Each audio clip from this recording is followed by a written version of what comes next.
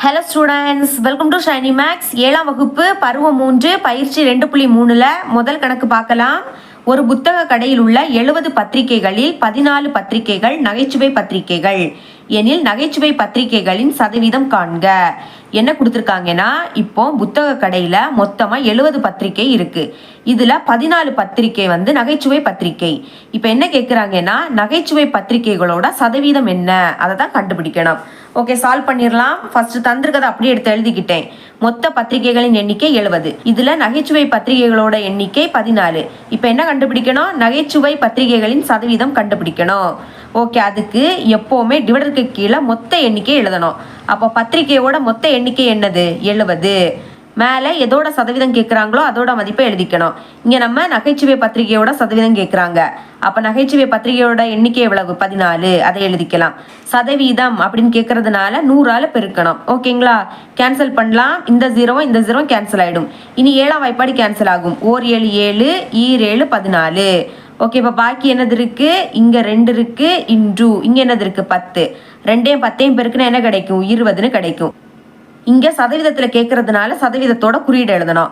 அப்போ நகைச்சுவை பத்திரிகையோட சதவீதம் எவ்வளவு? 20%. ஓகே, ஃபைனலாக இந்த மாதிரி ஆன்சரை தனியாக எடுத்து எழுதிருங்க. தேர்ஃபோர் நகைச்சுவை பத்திரிகைகளின் சதவீதம் இஸ் ஈக்குவல் டு 20%. இவ்வளோ தான் முதல் கணக்கு. அப்புறமா 2வது கொஸ்டின் பார்க்கலாம். ஒரு தண்ணீர் தொட்டியின் கொள்ளளவு 50 லிட்டர் ஆகும். அதாவது ஒரு தண்ணீர் தொட்டியோட கொள்ளளவுனா அதில் 50 லிட்டர் தண்ணீர் கூட நம்ம வைக்கலாம். அதுதான். தற்போது அதில் 30% தண்ணீர் நிரம்பி உள்ளது எனில், இப்போ அதில் 30% தண்ணீர் நிரம்பி இருக்குது எனில் அதில் 50% தண்ணீர் நிறைய இன்னும் எத்தனை லிட்டர் தேவை? என்ன கேட்குறாங்கன்னா, 50% தண்ணீர் நிறைய இன்னும் எத்தனை லிட்டர் தேவை, அதை தான் கண்டுபிடிக்கணும். சரிங்களா? அதை கண்டுபிடிக்கணும்னா சதவீதத்தில் கொடுத்துருக்கிறது எல்லாத்தையுமே நான் முதல்ல லிட்டராக மாற்றணும். ஓகே, சால்வ் பண்ணிடலாம்.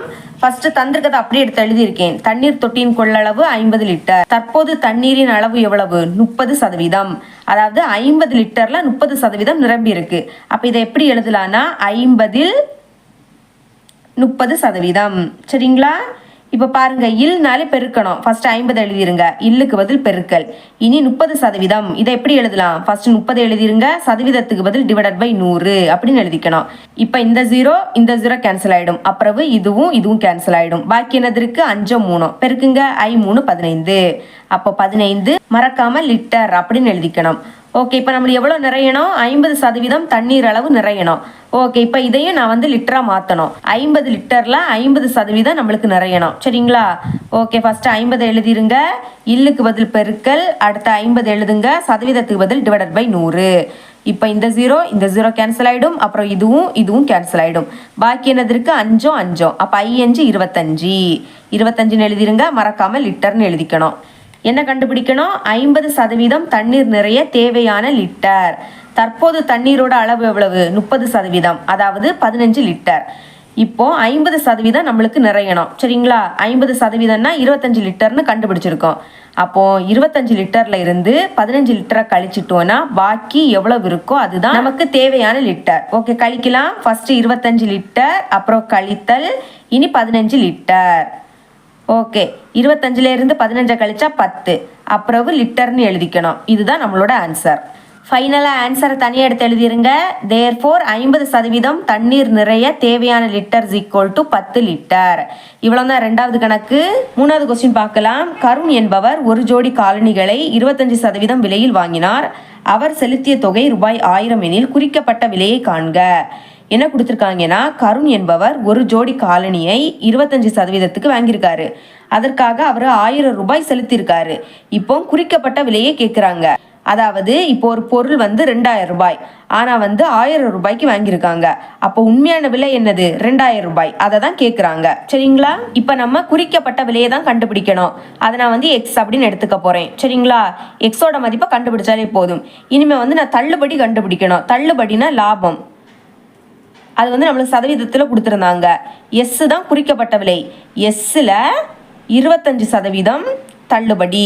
உண்மையான விலையில இருந்து 25% தள்ளுபடி. இப்படி எழுதிக்கணும். இனி எக்ஸ் அப்படியே எடுத்து எழுதிருங்க. இல்லுக்கு பதில் பெருக்கல்.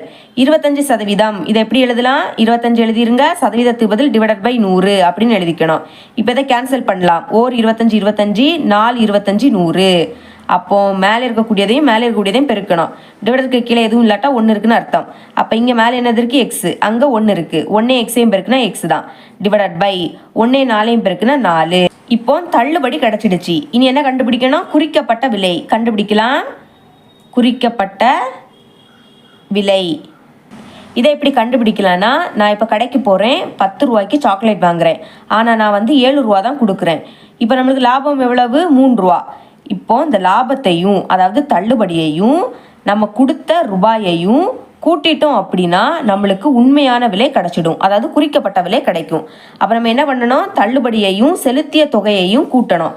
அப்போ ஃபஸ்ட்டு செலுத்திய தொகை கூட்டல் தள்ளுபடி. ஓகே, குறிக்கப்பட்ட விலையை நம்ம ஃபஸ்ட்டு எக்ஸ்ன்னு எடுத்துக்கிட்டோம். அப்போ குறிக்கப்பட்ட விலைக்கு பதில் எக்ஸ்ன்னு எழுதிக்கலாம். இனி செலுத்திய தொகை அவர் வந்து 1000 ரூபாய் செலுத்தியிருக்காரு. அப்போ 1000ன்னு எழுதிக்கலாம். நெக்ஸ்ட்டு கூட்டல் தள்ளுபடி எவ்வளவு? X divided by 4. ஓகே, இப்போ எக்ஸை எழுதிக்கலாம். இங்கே குறுக்கு பெருக்கல் பெருக்க போகிறோம். 4ஐயும் 1000ஐயும் பெருக்கிறோம். 1 4 பெருக்குனா 4. அப்புறம் இந்த 0வை அப்படியே எழுதிருங்க. 3 0வை அப்படியே எடுத்து எழுதிக்கணும். கூட்டல் எக்ஸு.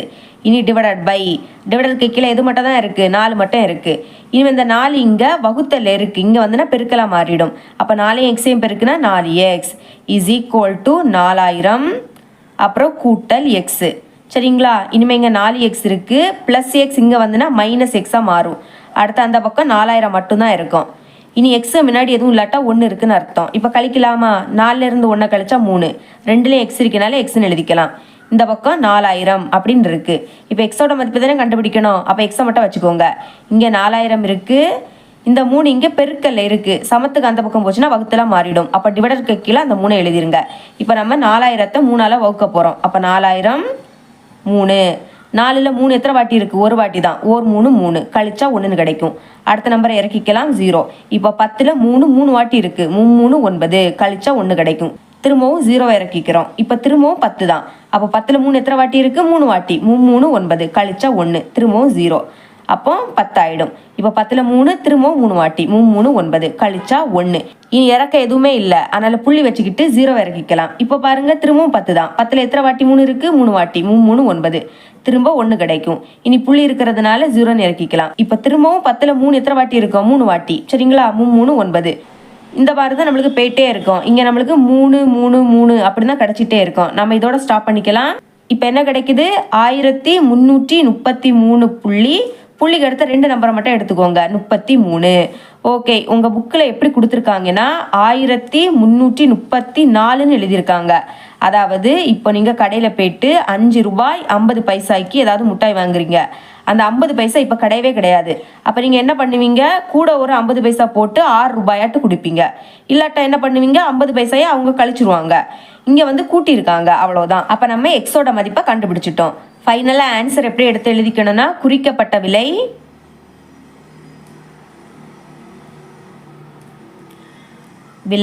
விலைன்னு கொடுத்துருக்கனால இதை ரூபாயில் தான் எழுதணும். ரூபாய் 1334. சரிங்களா? இவ்வளோ தான் 3வது கணக்கு.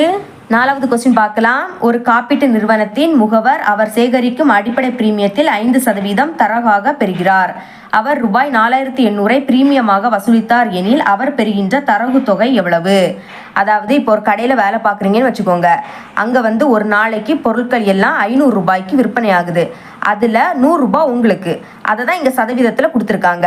4800ல் 5% அவருக்கு. அப்போ அவர் பெறுகின்ற தரகு தொகை நம்ம இங்கே சதவீதத்தில் கொடுத்துருக்கதை நம்ம ரூபாயாக மாற்றி எழுதணும். அவ்வளோதான். பாருங்கள், ஈஸியாக சால்வ் பண்ணிடலாம். அவர் பெறுகின்ற தரகு தொகை 4800ல் 5% அவருக்கு. ஓகே, இதை எப்படி எழுதலாம்? ஃபஸ்ட்டு 4800 அப்படி எடுத்து எழுதிருங்க. இல்லுக்கு பதில் பெருக்கல். இனி 5% எப்படி எழுதணும்? 5 எழுதிருங்க. சதவீதத்துக்கு பதில் டிவைடட் பை 100. இப்போ இந்த 2 0 இந்த 2 0 கேன்சல் ஆகிடும். அப்போ பாக்கி இங்கே என்னது இருக்குது? 48. அப்புறம் பெருக்கல். அங்கே என்னது இருக்குது? 5. இப்போ இந்த 2 பெருக்கிட்டாலே போதும். 8 5 40. அப்போ 0 பாக்கி 4. இனி 4 5 20. 20க்கு கூட 4 கூட்டினா 24. இதுதான் நம்மளோட ஆன்சர். ஃபைனலாக ஆன்சர் எடுத்து எழுதிக்கலாம். தேர்ஃபோர் அவர் பெறுகின்ற தரகு தொகை, நம்மள இங்கே தொகைனா ரூபாய். அப்போ ரூபாய் சிம்பிள் போட்டுட்டு தான் இதை எழுதிக்கணும். சரிங்களா? ரூபாய் 240. இவ்வளோ தான் 4வது கணக்கு. 5வது கணக்கு பார்க்கலாம். ஓர் உயிரியல் வகுப்பு மாணவர் குழு உள்ளூரில் உள்ள ஒரு புல்வெளியில் ஆய்வு செய்தனர். அவற்றுள் 40ல் 30 பூக்கள் வற்றாதவை எனில் வற்றாத பூக்களின் சதவீதம் காண்க. அதாவது மொத்தமாக 40 பூ, அதில் 30 பூ வற்றாதவை. இப்போ இந்த வற்றாத பூக்களோட சதவீதம் கேட்குறாங்க. ஓகேங்களா, ரொம்பவே ஈஸியான ஒரு கொஸ்டின் தான். தந்திருக்கதை எழுதியிருக்கேன். முதல்ல மொத்த பூக்களின் எண்ணிக்கை 40, இதில் வற்றாத பூக்களின் எண்ணிக்கை 30. இப்போ வற்றாத பூக்களின் சதவீதம் கண்டுபிடிக்கணும். எப்போவுமே டிவைடருக்கு கீழே மொத்த எண்ணிக்கை எழுதணும். மொத்த பூக்களின் எண்ணிக்கை எவ்வளவு? 40. மேலே என்ன எழுதணும்னா எதோட சதவீதம் கேட்குறாங்களோ அதோட எண்ணிக்கையை எழுதணும். இங்கே வற்றாத பூக்களோட சதவீதம் கேட்குறாங்க. அப்போ வற்றாத பூக்களின் எண்ணிக்கை எவ்வளவு? 30. இதை தான் மேலே எழுதணும். சதவீதத்தில் கேட்கறதுனால 100ஆல் பெருக்கிறோம். ஓகே, இந்த 0வும் இந்த 0வும் கேன்சல் ஆகிடும். இனி 2ஆம் வாய்ப்பாடு கேன்சல் ஆகும். E2 4, I2 10. இனி இது 2ம் 2ஆம் வாய்ப்பாடு கேன்சல் ஆகும். O2 2, O2 2, பாக்கி 1. இது இப்போ 10 ஆகிடுமா? அப்போ I2 10. இதுக்கு மேலே கேன்சல் பண்ண முடியாது. இங்கே பாக்கி 15 இருக்கு. அப்புறம் பெருக்கல். அடுத்த இங்கே 5 இருக்கு. இது ரெண்டையும் பெருக்கிட்டாலே போதும். I5 25. அப்போ 5 பாக்கி 2. இனி O5 5, 5 கூட 2 கூட்டினா 7. சதவீதத்தில் கேட்கறதுனால சதவீதத்தோட குறியீடை எழுதிடணும். இதுதான் நம்மளோட ஆன்சர். ஃபைனலாக ஆன்சர் எடுத்து எழுதிருங்க. தேர்ஃபோர் வற்றாத பூக்களின் சதவீதம் = 75%. இவ்வளோ தான் 5வது கணக்கு. 6வது கணக்கு பார்க்கலாம். இஸ்மாயில் என்பவர் சில வகையான மணிகளை வாங்குவதற்கு சரக்கு அனுப்பானையை அனுப்பினார். மொத்தம் 50 மணிகளில் 15 மணிகள் மட்டுமே பழுப்பு நிறம் எனில் பழுப்பு நிற மணிகளின் சதவீதத்தை காண்க. நம்மளுக்கு மொத்த மணிகளோட எண்ணிக்கை கொடுத்துட்டாங்க. அதில் பழுப்பு நிற மணிகளோட எண்ணிக்கையும் கொடுத்துட்டாங்க. இப்போ இந்த பழுப்பு நிற மணிகளோட சதவீதம் கேட்குறாங்க. இந்த சம்மும் ரொம்பவே ஈஸி தான். ஓகேங்களா, தந்திருக்கதை அப்படியே எழுதிக்கிட்டேன். மொத்த மணிகளின் எண்ணிக்கை 50, பழுப்பு நிற மணிகளின் எண்ணிக்கை 15. இப்போ பழுப்பு நிற மணிகளோட சதவீதம் கேட்குறாங்க. எப்போவுமே டிவைடருக்கு கீழே மொத்த எண்ணிக்கை எழுதணும். மொத்த எண்ணிக்கை எவ்வளவு? 50. இனி எதோட சதவீதம் கேட்குறாங்களோ அதோட எண்ணிக்கை மேலே எழுதணும். நம்மளுக்கு பழுப்பு நிற மணிகளோட சதவீதம் கேட்குறாங்க. அப்போ அதோட எண்ணிக்கை எவ்வளவு? 15. ஓகே, சதவீதம் கேட்கறதுனால 100ஆல் பெருக்கிறோம். இப்போ இந்த 0 கேன்சல் ஆகிடும். இனி 5ஆம் வாய்ப்பாடு கேன்சல் பண்ணலாம். O5 5, E2 10. இதுக்கு மேலே கேன்சல் பண்ண முடியாது. பாக்கி என்னது இருக்கு? 15 இன்டு மேலே இங்கே என்னது இருக்கு? 2. ஓகே, இது 2 பெருக்குங்க. I2 10. அப்போ 0 பாக்கி 1. O2 2, 2 கூட 1 கூட்டினா 3. சதவீதத்தில் கேட்கறதுனால சதவீதத்தோட குறியீடை எழுதணும். இதுதான் நம்மளோட ஆன்சர். ஃபைனலாக ஆன்சரை தனியாக எடுத்து எழுதிருங்க. தேர்ஃபோர் பழுப்பு நிற மணிகளின் சதவீதம் = 30%. இவ்வளோ தான் 6வது கணக்கு. 7வது கணக்கு. ராமு என்பவர் ஆங்கில பாடத்தில் 25க்கு 20 மதிப்பெண்களும், அறிவியல் பாடத்தில் 40க்கு 30 மதிப்பெண்களும், கணித பாடத்தில் 80க்கு 68 மதிப்பெண்களும் பெற்றார் எனில் அவர் எந்த பாடத்தில் சிறந்த சதவீதம் பெற்றுள்ளார்? அதாவது எந்த பாடத்துக்கு அதிக சதவீதம் பெற்றிருக்காரு அதை தான் கண்டுபிடிக்கணும். ஓகே, அதுக்கு மதிப்பெண்களை சதவீதமாக மாற்றணும். ஃபர்ஸ்ட் ஆங்கில பாடத்துக்கு மாற்றிடலாம். மொத்த மதிப்பெண் 25, அதில் அவர் பெற்ற மதிப்பெண் 20. இதை எப்படி எழுதிடலாம்? டிவைடருக்கு கீழே மொத்த மதிப்பெண்ணை எழுதணும். 25, இதில் அவர் பெற்ற மதிப்பெண் 20. சதவீதமாக மாற்றணும்னா 100ஆல் பெருக்கிறோம். ஓகே, 5ஆம் வாய்ப்பாடு கேன்சல் பண்ணலாம். I5 25, அப்புறம் E2 10. பாக்கி இருக்கக்கூடிய 0வை அப்படியே எடுத்து எழுதிருங்க. திரும்ப 5ஆம் வாய்ப்பாடு போகும். O5 5, நான் 5 20. இதுக்கு மேலே கேன்சல் பண்ண முடியாது. அப்போ இங்கே பாக்கி என்னது இருக்கு? 20. அப்புறம் நடுவில் பெருக்கல். அடுத்த இங்கே பாக்கி என்னது இருக்கு? 4. எழுதிடலாம் 4. இப்போ இதை 2 பெருக்கிடலாமா? 4ஐயும் 0ஐயும் பெருக்குனா 0. அடுத்த 4 2 8. சதவீதம்னால சதவீதத்தோட குறியீடை எழுதிடணும். ஓகே, இனிமேல் அறிவியல் பாடத்தோட சதவீதம் கண்டுபிடிக்கலாம். அதுக்கு பாருங்க, அறிவியல் பாடத்தோட மொத்த மதிப்பெண் 40, அதில் அவர் பெற்ற மதிப்பெண் 30. அப்போ மொத்த மதிப்பெண்ணை கீழே எழுதிருங்க 40, அவர் பெற்ற மதிப்பெண் 30. அப்போ 100ஆல் பெருக்க போகிறோம். இனி இந்த 0 கேன்சல். இனி 2ஆம் வாய்ப்பாடு கேன்சல் ஆகும். E2 4, அப்புறம் I2 10. இனி இதை 2ஆம் வாய்ப்பாடு கேன்சல் பண்ணலாம். O2 2, O2 2, பாக்கி 1. இப்போ இது 10 ஆகிடுமா? அப்போ I2 10. இதுக்கு மேலே கேன்சல் பண்ண முடியாது. அப்போ இங்கே பாக்கி என்னது இருக்குது? 15 இன்டு இங்கே பாக்கி 5 இருக்குது. இப்போ இதை 2 பெருக்கிட்டாலே போதும். I5 25. அப்போ 5 பாக்கி 2. இனி I1 5, 5 கூட 2 கூட்டினா 7. அப்புறம் சதவீதத்தோட குறியீடு. இனிமே கணித பாடத்தோட சதவீதம் கண்டுபிடிக்கலாம். அதுக்கு பாருங்க, கணித பாடத்தோட மொத்த மதிப்பெண் 80, அதில் அவர் பெற்ற மதிப்பெண் 68. அப்போ மொத்த மதிப்பெண்ணை கீழே எழுதிருங்க 80, அவர் பெற்ற மதிப்பெண் 68 இன்டு 100. கேன்சல் பண்ணலாம். இந்த 0 கேன்சல். இனி 2ஆம் வாய்ப்பாடு. நான் 2 8, I2 10. இது 2ம் 2ஆம் வாய்ப்பாடு போகும். E2 4, அப்புறம் 3 2 6. அடுத்த நான் 2 8. திரும்பவும் 2ஆம் வாய்ப்பாடு. O2 2, O2 2, பாக்கி 1. இப்போ இது 14 ஆகிடும். அப்போ 7 2 14. இதுக்கு மேலே கேன்சல் பண்ண முடியாது. இங்கே பாக்கி 17. நடுவில் பெருக்கல், இங்கே பாக்கி 5. இப்போ இதை ரெண்டே பெருக்கிருங்க. 7 5 35, அப்போ 5 பாக்கி 3. இனி 4 5 5, 5 கூட 3 கூட்டினா 8. அப்புறம் சதவீதத்தோட குறியீடு. இப்போ பாருங்க, கணித பாடத்தோட சதவீதம் 85%, அறிவியல் பாடத்துக்கு 75%, ஆங்கில பாடத்துக்கு 80%. இந்த 3% எந்த சதவீதம் பெரியதா இருக்கு? 85%. அப்ப கணித பாடத்துக்கு தான் சிறந்த சதவீதம் பெற்றிருக்காரு. அப்ப இதை எப்படி எழுதிக்கணும்னா, therefore கணித பாடத்திற்கு சிறந்த சதவீதம் பெற்றுள்ளார், இந்த மாதிரி எழுதிருங்க. இவ்வளவுதான் 7வது கணக்கு. 8வது கணக்கு பார்க்கலாம். பீட்டர் என்பவர் ஒரு தேர்வில் 280 மதிப்பெண்களை பெற்று தோல்வி அடைந்தார். பீட்டர் தேர்வில் 280 மதிப்பெண் பெற்று ஃபெயில் ஆயிட்டாரு. அவர் இன்னும் 20 மதிப்பெண்களை பெற்றிருந்தால் மொத்த மதிப்பெண்களில் 50% பெற்று வெற்றி பெற்றிருப்பார். அவர் இன்னும் அதிகமா 20 மதிப்பெண் பெற்றிருந்தார்னா 50% பெற்று பாஸ் ஆயிருப்பாரு. எனில் மொத்த மதிப்பெண்களை காண்க. அதாவது அந்த தேர்வு மொத்தமா எத்தனை மதிப்பெண்ணுக்கு நடந்திருக்கு அதை தான் கண்டுபிடிக்கணும். போன சம்ல பார்த்தோம் பாத்தீங்களா? இப்ப பாருங்க, கணித பாடத்துல 80க்கு 68 மதிப்பெண் பெற்றிருக்காரு. மொத்தமா அந்த தேர்வு 80 மதிப்பெண்ணுக்கு நடந்திருக்கு. 68 மதிப்பெண் அவர் பெற்றிருக்காரு. அப்ப அந்த 80 இருக்கு பாத்தீங்களா, மொத்தமா அந்த தேர்வு எத்தனை மதிப்பெண்ணுக்கு நடக்குது அதை தான் நம்ம கண்டுபிடிக்கணும். அதுக்கு ஃபர்ஸ்ட் 50% எவ்வளவுன்னு நான் கண்டுபிடிக்கணும். கொஸ்டின்ல தந்திருக்கதை அப்படியே எடுத்து எழுதிக்கிட்டேன். பீட்டர் தேர்வில் பெற்ற மதிப்பெண் 280, வெற்றி பெற தேவையான மதிப்பெண் 20. அதாவது 280 மதிப்பெண் பெற்று ஃபெயில் ஆயிட்டாரு. இன்னும் கூட 20 மதிப்பெண் பெற்றிருந்தா அவர் 50% பெற்று பாஸ் ஆயிருப்பாரு. அப்ப இது ரெண்டையும் கூட்டிட்டோம்னா 50%தோட மதிப்பு ஈஸியா கிடைக்கும். கூட்டிடலாம். 0 0 கூட்டினா 0, 8 2 கூட்டினா 10, அப்ப 0 பாக்கி 1. இனி 2 1 கூட்டினா 3. இதுதான் 50%. சரிங்களா? இப்ப நம்மளுக்கு 50%தோட மதிப்பு கிடைச்சிடுச்சு.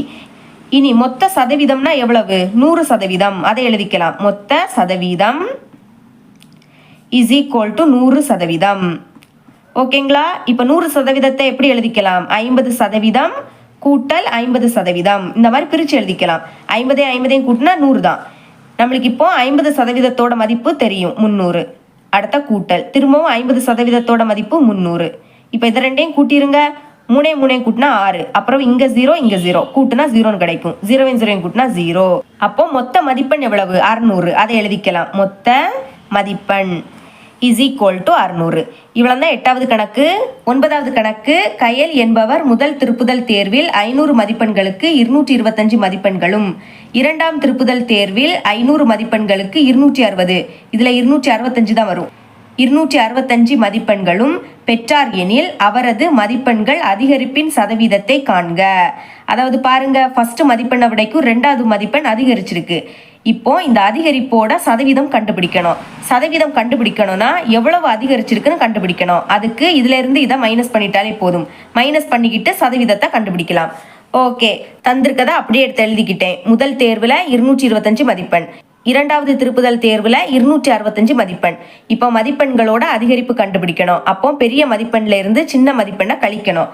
265ல இருந்து 225 கழிக்கலாம். ஓகே பாருங்க, 5ல இருந்து 5 கழிச்சா 0, 6ல இருந்து 2 கழிச்சா 4, இனி 2ல இருந்து 2 கழிச்சா 0. முன்னாடி 0னா அந்த 0 போடணும்னு அவசியம் கிடையாது. இப்போ மதிப்பெண்களோட அதிகரிப்பு கண்டுபிடிச்சிட்டோம். இனி இதோட சதவீதம் கண்டுபிடிக்கலாம். அப்போ டிவைடருக்கு கீழே மொத்த மதிப்பெண் 2 மதிப்பெண்ணுமே 500க்கு தான் நடந்திருக்கு. இனி டிவைடருக்கு மேல எதோட சதவீதம் கண்டுபிடிக்கிறோமோ அதோட மதிப்பெண் எழுதணும். நம்ம இங்க அதிகரிப்பு சதவீதம் கண்டுபிடிக்கிறோம். அப்போ அதிகரிப்பு மதிப்பெண் எவ்வளவு? 40. அதை மேல எழுதிருங்க. சதவீதம் 4 100ஆல பெருக்கிறோம். இப்ப இந்த 2 0 இந்த 2 0 கேன்சல் ஆயிடும். இனி 5ஆம் வாய்ப்பாடு கேன்சல் ஆகும். 4 5 5, 8 5 40. அப்போ இங்க பாக்கி 8 இருக்கு, நடுவுல பெருக்கல், இங்க 1 இருக்கு. 8 1 பெருக்குனா என்ன கிடைக்கும்? 8 தான் கிடைக்கும். சதவீதம்னால சதவீதத்தோட குறியீடு எழுதிருங்க. இதுதான் அதிகரிப்பு சதவீதம். அப்ப ஃபைனலா ஆன்சர் எடுத்து எழுதிக்கலாம். அதை தான் எழுதியிருக்கேன். மதிப்பெண்களின் அதிகரிப்பு சதவீதம் = 8%. இவ்வளவு தான் 9வது கணக்கு. 10வது கணக்கு. ரோஜா மாத சம்பளமாக ரூபாய் 18,000 பெறுகிறார். அவர் தனது சம்பளத்தில் முறையே கல்வி, சேமிப்பு மற்றும் பிற செலவினங்களுக்கு 2:1:3 என்ற விகிதத்தில் செலவு செய்கிறார் எனில் அவரது செலவை சதவீதமாக கூறுக. அதாவது ரோஜாவோட மாத சம்பளம் 18,000. இதுல கல்விக்கு 2 பகுதிகள் செலவு பண்றாங்க. ஃபர்ஸ்ட் கல்வி இருக்கிறதுனால முதல் கொடுத்துருக்கிறது கல்வியோட பகுதி. அடுத்த 2வது என்னதுக்கு? சேமிப்பு. இது ஒரு பகுதி தான். மூணாவது பிற செலவினங்கள், அது வந்து 3 பகுதி பிற செலவினங்கள். இப்போ அவங்க செலவு பண்றதோட சதவீதம் கேட்குறாங்க. நம்ம கல்விக்கு தனியா கண்டுபிடிக்கணும், சேமிப்புக்கு தனியா கண்டுபிடிக்கணும், பிற செலவினங்களுக்கு தனியா கண்டுபிடிக்கணும். சதவீதம் கண்டுபிடிக்கிறது முன்னாடி தொகை கண்டுபிடிக்கணும். சரிங்களா? ஃபர்ஸ்ட் மாத சம்பளம் 18,000 ரூபான்னு கொடுத்துருந்தாங்க. இனிமே மொத்த பகுதி கண்டுபிடிக்கலாம். அதுக்கு இந்த 3 இடத்தையும் கூட்டிட்டாலே போதும். 2 கூட்டல் 1 கூட்டல் 3 எழுதிக்கிறேன். 2 கூட்டல் 1 கூட்டல் 3, 2 1 கூட்டினா 3, 3 கூட 3 கூட்டினா 6. அப்போ மொத்த பகுதி எவ்வளவு? 6. இப்போ நம்ம ஃபர்ஸ்ட் கல்விக்கான செலவு கண்டுபிடிக்கலாம். அப்போ எழுதிக்கலாம், கல்விக்கான செலவு இஸ் ஈக்குவல் டு மொத்த பகுதி எவ்வளவு? 6. அதுல 2 பகுதி தான் கல்விக்கான செலவு. அப்ப மேல 2ன்னு எழுதிருங்க. இனிமே தொகை கண்டுபிடிக்கிறதுனால சம்பளத்தை தான் பெருக்கணும். சம்பளம் எவ்வளவு? 18,000. ஓகே, இப்போ 6 எப்படி கேன்சல் ஆகும்? 1 6 6, 3 6 18. அப்புறம் அந்த 3 0 அப்படியே எடுத்து எழுதிருங்க. இப்ப பாக்கி என்னது இருக்கு? இங்க 2, அப்புறம் இங்க 3000. இப்ப இது 2ஐயும் பெருக்கிருங்க. 3 2ஐயும் பெருக்குனா 6, அப்புறம் 3 0 அப்படியே எடுத்து எழுதிருங்க. லாஸ்ட் ரூபாயோட சிம்பலை போட்டுருங்க. இதுதான் கல்விக்கான செலவு.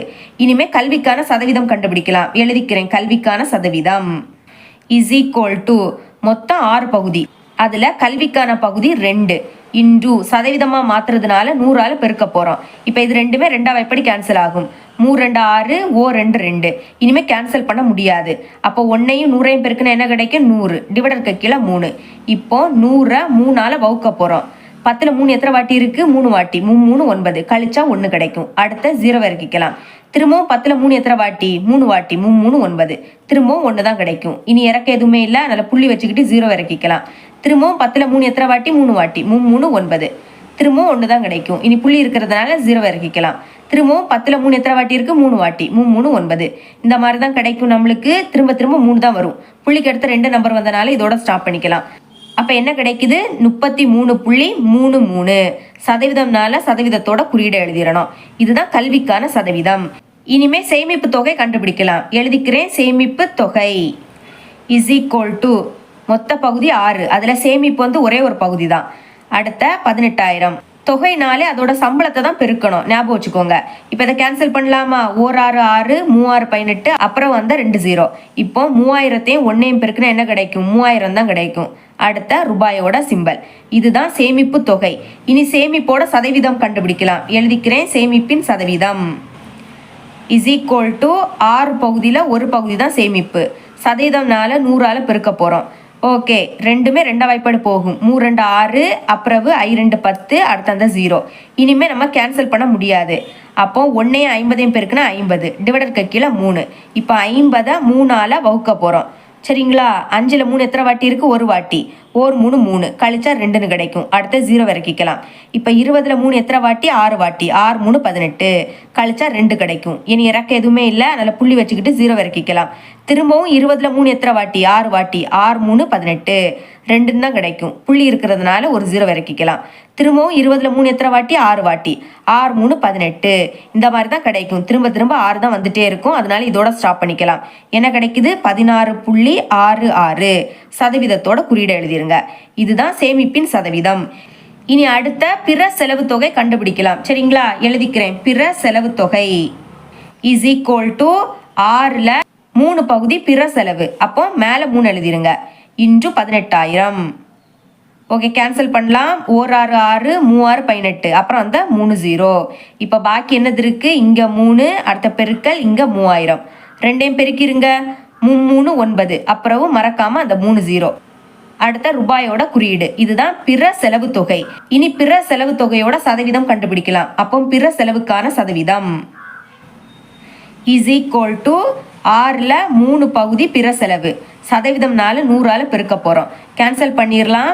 3 வாய்ப்பாடு கேன்சல் ஆகும். 3 6, அடுத்த 1 3 3. இனி இது ரெண்டுமே 2 வாய்ப்பாடு கேன்சல் பண்ணலாம். 1 2 2, I 2 10, பாக்கி அந்த 0. அப்போ இங்க பாக்கி என்னது இருக்கு? 1 பெருக்கல், அடுத்த இங்க 50. 1 50ஐயும் பெருக்குனா என்ன கிடைக்கும்? 50. சதவீதம்னால சதவீதத்தோட குறியீடை எழுதிருங்க. ஓகேங்களா? எல்லாமே கண்டுபிடிச்சிட்டோம். இதுதான் இந்த பயிற்சியில கடைசி கணக்கு. என்னோட டீச்சிங் உங்களுக்கு பிடிச்சிருந்துன்னா மறக்காம நம்ம சேனலை சப்ஸ்கிரைப் பண்ணி பக்கத்துல உள்ள பெல் ஐக்கனை கிளிக் பண்ணுங்க. அப்பதான் நம்ம அப்லோட் பண்ற வீடியோட நோட்டிபிகேஷன் உங்களுக்கு உடனே வரும். தேங்க்ஸ் ஃபார் வாட்சிங்.